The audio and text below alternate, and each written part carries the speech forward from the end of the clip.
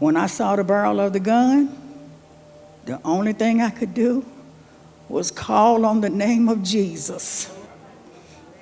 I know that it was Jesus and his angels that was encamped around me that protected us that day. Program. We can create every program known to man, and it will do very little if the children who commit these acts of violence are not held accountable. It's Ted on I'm fucking with Tony 2 times. Better get down. This is Caden Holland, a 15-year-old aspiring drill rapper known on the streets and online as Baby K or Baby K 2800, who would be charged with attempting to execute a 14-year-old middle schooler on a Prince George's County school bus, pulling the trigger 3 times, only to have the gun jam and spare his victim's life. But that's not even the most shocking part of this story. Before we uncover the chilling details of how a young boy became a suspected killer, let me take you back to May 1st, 2023, where a routine school bus ride would transform into a nightmare that still haunts a Maryland community today. It was May 1st, 2023, in Oxon Hill, Maryland, when what should have been an ordinary afternoon on a Prince George's County school bus became the setting for an execution attempt. The day was winding down, students had been dropped off one by one at their respective stops, and there was just one student left on the bus, a 14-year-old boy who was about to become the target of a meticulously planned murder attempt. The bus driver and her aide had no warning, no indication that danger was approaching, until suddenly 3 masked teenagers forced their way onto the bus with violent determination. What happened next was captured entirely on the bus's surveillance system, and according to prosecutors who have reviewed the footage, the images are absolutely horrific and hard to watch. The 3 attackers pushed past the bus driver and aide with brutal efficiency, making it abundantly clear that they weren't there for money or phones or valuables. They were there for one specific target. The 2 accomplices immediately grabbed the 14-year-old victim, restraining him with force as he struggled against their grip, unable to comprehend what was happening or why he had been singled out for this attack. And then, Caden Holland, the teenager known as Baby K, stepped forward with a handgun. He pressed the barrel of the gun directly against the victim's head and chest at point-blank range, his finger on the trigger, ready to end this child's life right there in the middle of that school bus. The bus driver, a woman of deep faith who would later recount her experience, saw everything unfold before her eyes. When I saw the barrel of the gun, the only thing I could do was call on the name of Jesus. I know that it was Jesus and his angels that was encamped around me that protected us that day. She witnessed what she believed was about to become a murder on her bus. Holland pulled the trigger 3 times, but nothing happened. Authorities would later confirm that this mechanical failure was the only thing that saved the victim's life.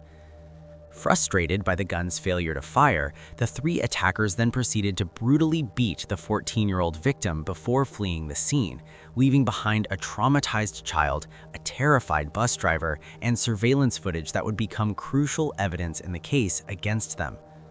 The victim survived physically, but the psychological scars would prove to be deep and lasting.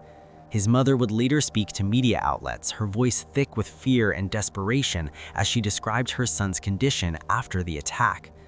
We're living in fear. I need to get him as far as I can from this area, and we don't ever need to come back. I just want him caught and off the streets. He is wreaking havoc. The mother explained that her son now suffers from severe panic attacks, that he's terrified of public transportation, that he can't sleep at night without reliving those moments when a gun was pressed against his head and the trigger was pulled 3 times. She started a GoFundMe campaign, desperately trying to raise enough money to relocate her entire family out of Prince George's County, to get them as far away as possible from the community where this attack happened, where Baby K was still on the run, where she believed her son would never be safe. But what makes this case even more disturbing is what investigators would discover about the planning behind this attack. law enforcement sources revealed that a 14-year-old girl had allegedly orchestrated the entire assassination attempt.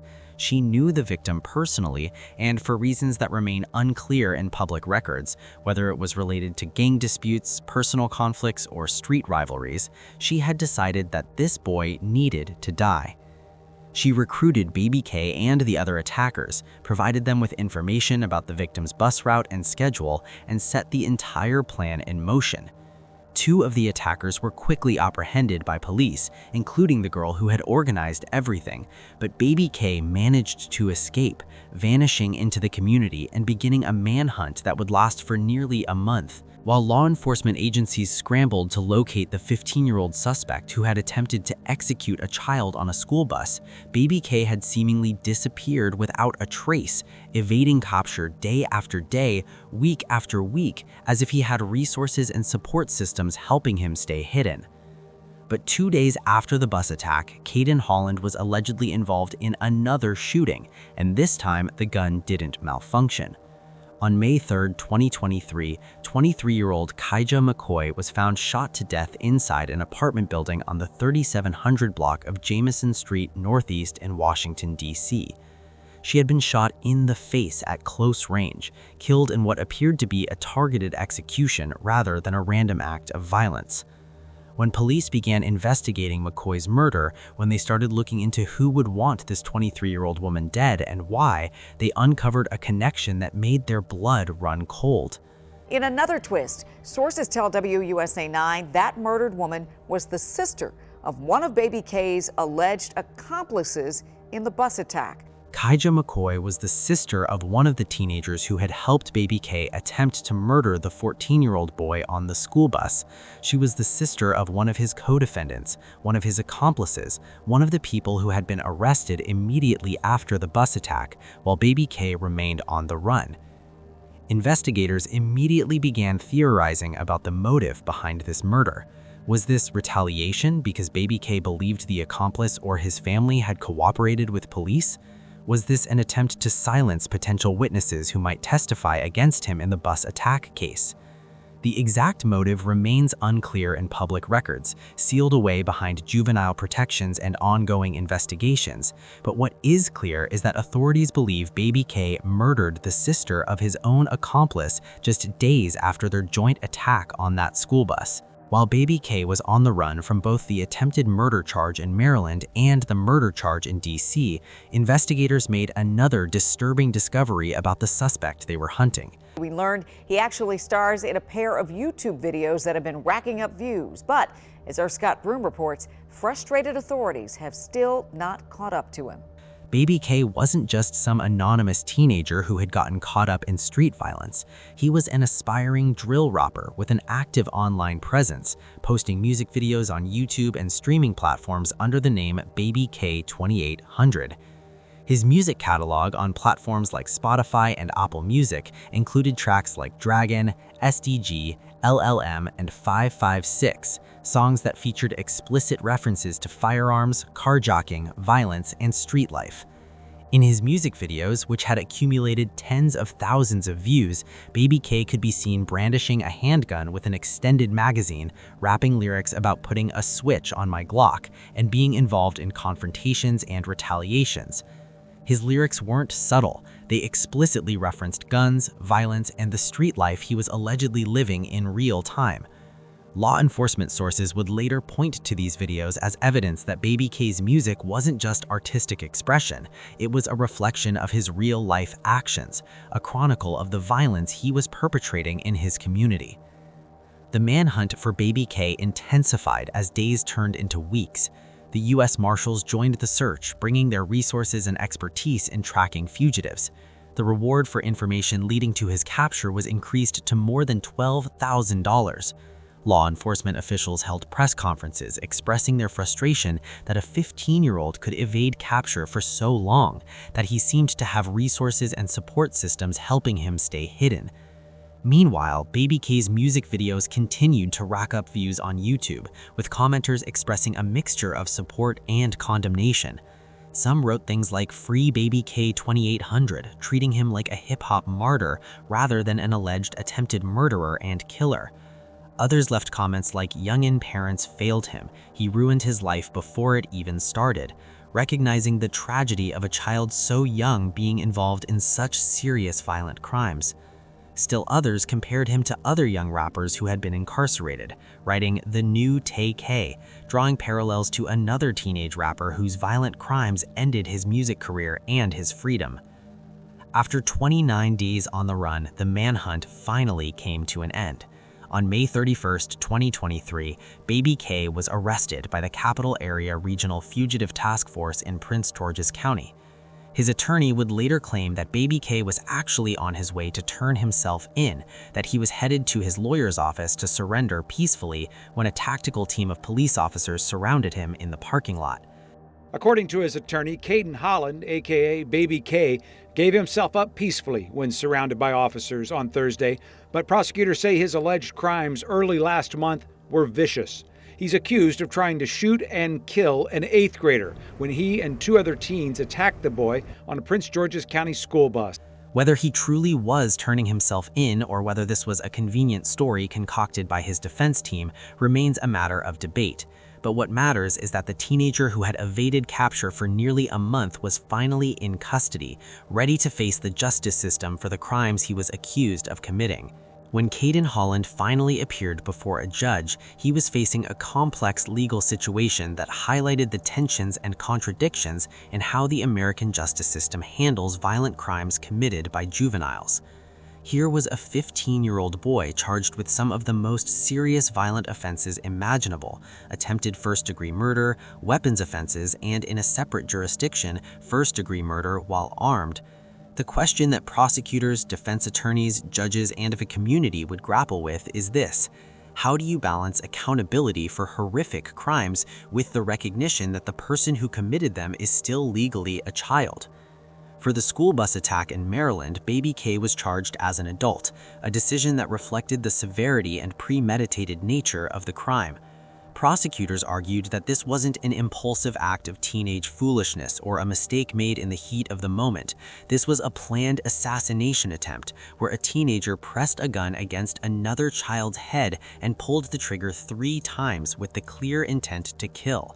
Prosecutors say a jammed gun saved the victim's life, with the attack captured on bus surveillance. I think folks are going to be shocked. It's pretty horrific and hard to watch. The longer he was on the street, the longer it's not safe for the community, the longer it's not safe for him. The surveillance footage from the bus became a crucial piece of evidence, showing in graphic detail exactly what happened on that afternoon in May. A judge ordered that Baby K be held without bond until his trial, determining that he posed too great a danger to the community and too great a flight risk given that he had already evaded capture for nearly a month. Meanwhile, in Washington, D.C., the legal situation was entirely different. For the murder of Kaija Mapoy, Baby K was charged as a juvenile, a consequence of D.C. laws that severely limit the circumstances under which juveniles under the age of 16 can be tried as adults for murder charges. This meant that while he faced adult prosecution in Maryland for attempting to murder a child, he faced juvenile proceedings in D.C. for allegedly succeeding in murdering a woman. Baby K's defense team presented arguments that painted a picture of a child shaped by circumstances beyond his control. They highlighted his background growing up in Prince George's County in conditions of severe poverty, exposure to neighborhood crime, drug use, and pervasive violence from an incredibly young age. They presented evidence that by first grade, Caden Holland was already showing signs of being quick to anger and disrespectful toward authority figures, behavioral red flags that suggested a child in distress who wasn't receiving the intervention he needed. They emphasized that at age 14, Holland himself had been shot in the leg, an incident that left him with his own trauma and, according to defense arguments, deepened his involvement in risky and violent behaviors. They noted that he had lost multiple friends to gun violence, that he was desensitized to death and violence in ways that most 15-year-olds never experience, that his drill rap music was an expression of trauma rather than a celebration of violence. But prosecutors weren't buying these arguments for leniency. Prince George's County State's Attorney Aisha Braveboy was unequivocal in her stance, emphasizing that while environmental factors and childhood trauma might provide context, they do not excuse or justify attempting to murder another child in cold blood. Talk to your children. Figure out where they are, who their friends are, what they're doing with their time. Because if they end up on my desk, I'm going to do my job. She stressed that accountability is essential, that consequences must follow heinous actions regardless of the perpetrator's age, that society cannot simply excuse violent crimes because the person who committed them had a difficult childhood. On March 14, 2024, Baby K pled guilty to the charges related to the school bus attack, accepting responsibility for attempted first-degree murder and weapons offenses. This guilty plea spared everyone the trauma of a trial, spared the victim from having to testify and relive his attack, and moved the case forward to sentencing. On August 16, 2024, 16-year-old Caden Holland stood before a judge to receive his sentence. 16-year-old Caden Holland, also known as Baby K, will serve 25 years behind bars after pleading guilty to multiple charges, including attempted first-degree murder. The judge sentenced him to 60 years in prison, with all but 25 years suspended, plus 5 years of probation to follow his release, effectively a 25-year sentence that would keep him incarcerated until he was in his early 40s. This was the maximum sentence available under the charges he faced. Baby K would serve his time at Patuxent Institution, a maximum security facility in Maryland that has specialized programs for youthful offenders. During the sentencing hearing, Baby K expressed remorse for his actions, apologizing to the victim's family and to his own family for the pain and suffering he had caused. Whether this remorse was genuine or performative, whether it reflected actual understanding of the gravity of his crimes or was simply what his lawyers advised him to say, is something only he can truly know.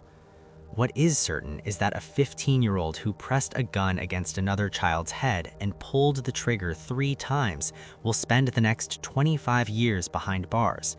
His teenage years and young adulthood lost to incarceration. His drill rap career ended before it ever really began. His freedom sacrificed to pay for the violence he chose to inflict on others.